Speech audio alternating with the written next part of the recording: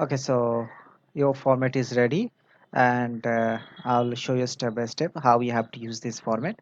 So first, this is the dashboard. At this place you can change your company name. Then we have the dashboard, item master, receiving, issue note, material requestion, and then receiving report, issue report, material report, expiry report, and add project code. And this part of the data will be update automatically, and the graph I make fully automatic. If you decrease, only that much project will show. If you increase, that can be 100 or 1000, all the project will show at this place, project graph. So first we go to the item master. Left side we have a button. If you click, we come back to the dashboard. So every page you will find this home button. Then we have section supplier code. So let me add a section. Then I'll add a supplier code, supplier name, KGM code, then category, then item description. Quantity can be 1, unit may be pieces, price may be 150. Then we have reorder level 10. If you notice, we have some colorful cell areas like this part of the data, this column, and there we have 3 columns. These are colorful. That means inside these cells we have formula, so don't edit or delete this part of the data. Then we can add a product picture at this place. For now this cell is small, but if you increase the size, then you have enough space to add the photos.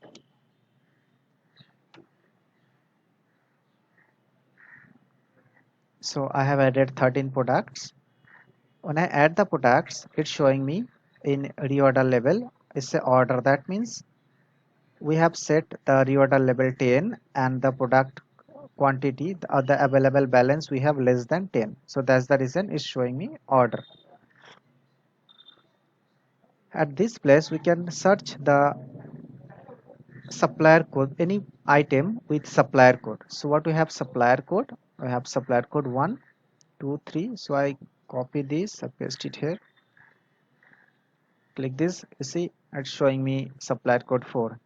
In KGM code also, if we add any KGM code, that can be 13, I click, it's showing me the KGM code. So before you add any item, you can simply enter that KGM code or the supplier code, just for cross checking that whether these items are available with you. So that's how we can add the items in item master, and we can search. I have added 2 buttons, one for up, one for down. When you have maybe more than 100,000 products and you need to add another new products, then you no need to scroll it. You simply click this button and it will take you to the last row where you have to add the product. If you want to come up, click this button, you will be at first product. So we click home button. This page only this much work you have to do. In receiving section we have a advanced search option. If I click here supplier code 10, and if I click this drop down list, you'll see I have only supplier code 10. When I select the supplier code, I have all the details related to that particular supplier. Date you have to manage it yourself. By default it is today, so just delete it and start entering date manually. Then we have the expiry date. I will take the expiry date like 20/07/2023. Then we have received quantity. Let's take 100. You see the quantity is already sorry, the subtotal amount is calculated automatically. I clear add. So it's very easy to add the items. If you select any items and then you need to remove this data because you're not going to enter this data by mistakenly you select it, simply click clear, it will be clear. If you want to delete any entries from here, then simply click on that supplier name or KGM code, click on delete button, it will be deleted. So that much only you have to do in receiving section. Click home button, then we go to the issue note. Issue note also work the similar way. We have a advanced search option for KGM code. All the yellow cell you see inside it has the drop down list. So in issue section, the date is by default today. Issue number will be generated automatically. If you click this issue button new, the issue number will keep increasing. So it will be by default 100 or that can be 1000 as you wish. We simply choose our project from here. We choose the KGM code 10. So it is available 100. So I'll issue 50 pieces. I'll click add. It will be add. If you want to clear, click this clear button. So for now the issue number is 100. Maybe you have issue only 100 for this project number 4. Now you have project number 5. So click new. Then issue number is increased 1. Now I go select project 4. Select any others item. Take to add. So that's how. Then click new.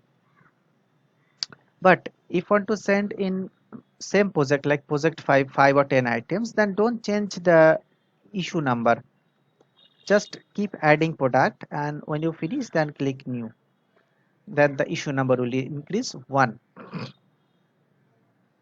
So that's how this page work. The issue note, click home. Very easy it is to use. Then we have material requestion form. This page also same. Our reference number is fully automatic.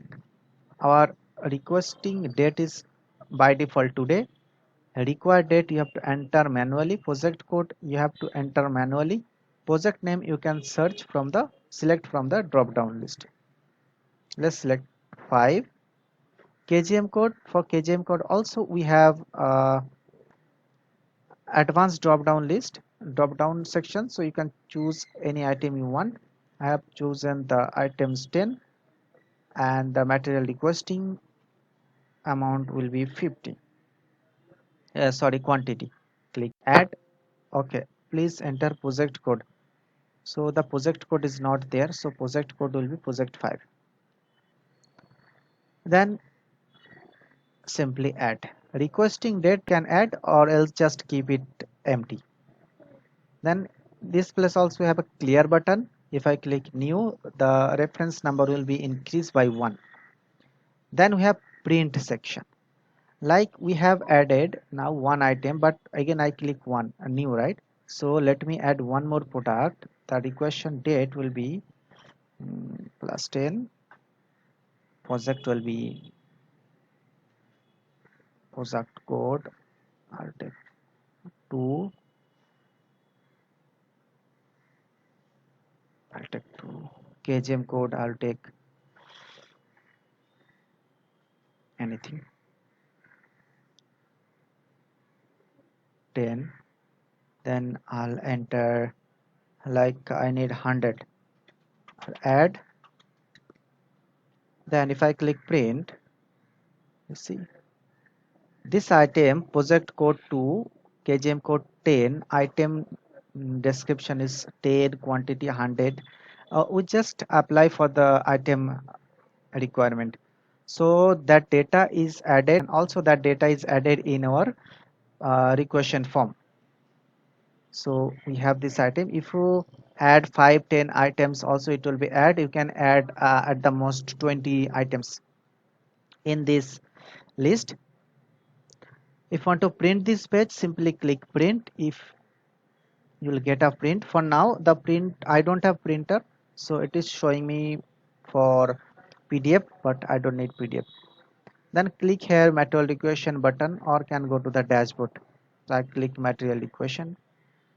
So that's how you can add material equation, and also can print the equation form also clicking this button.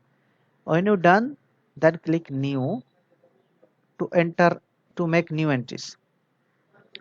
At this place also we have a delete button. You can click on any item name and simply click the delete button. That particular entry will be deleted. But if you have bulk quantity of data and you need to delete, then I suggest to use this row option.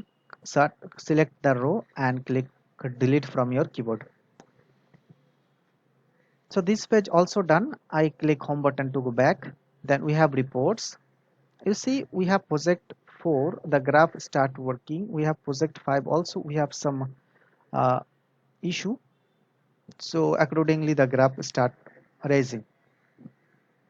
Then we have reports. When I come to the receiving reports, click show all. You will see whatever the entries we made, it will show.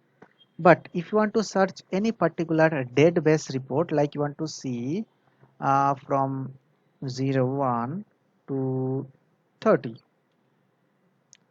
then simply choose the date and click search.